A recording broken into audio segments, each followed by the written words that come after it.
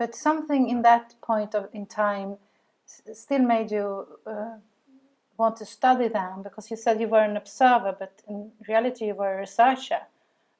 So you were also, you had some goal or idea what you wanted to look at, or what was your questions that you had? God, you didn't use the word hypothesis. Okay. People ask me that all the time, and Yeah. I'm trying to I'm trying to live a life in which there are no hypotheses. Yeah. I had interests, not so much goals. I'm interested in language and how people use language to get things done. Mm-hmm. Okay. And that sometimes gets translated into to construct social realities, which I'm okay with. But really, we use language to get things done. Mm-hmm. And so my interest continued in that sense was the same as for any of the other studies that I did before or since solution-focused therapy, and that really is my agenda.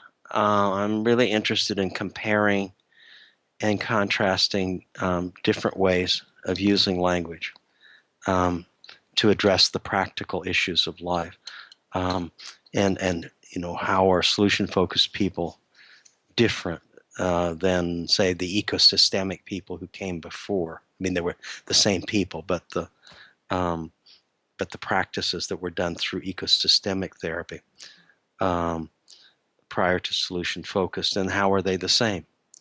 And then how is that similar or different than the way that doctors give bad news to patients and so on? So I have sort of a single goal, I guess, in mind when I do these projects. And your interest has been with the therapy world and maybe extended to the doctor, or this is kind of the same sort of relationships, and also in the workplace you mentioned you were interested in how it works. Yeah, for the most part, what I've studied are human service institutions, mm-hmm. As opposed to factories or that sort of thing. How, in a sense, how do people who deal with human troubles and social problems, how do they do their work? Mm-hmm. And so that includes a lot of different kinds of people and a lot of different institutions, but that's kind of the core of it. Therapy is nice because, especially when I first started out, because so many of the clients who came there were being sent by courts and by other institutions that were human service institutions that were wanting to use therapy to help them do their jobs. So it was I could study, in a sense, therapy in relation to the courts, or therapy in relation to the correctional system, mm-hmm. And so on. And I always found that kind of interesting. I found it interesting how the clients had to learn to bridge the gap between the way the people at the halfway house talked and the way the therapists talked, and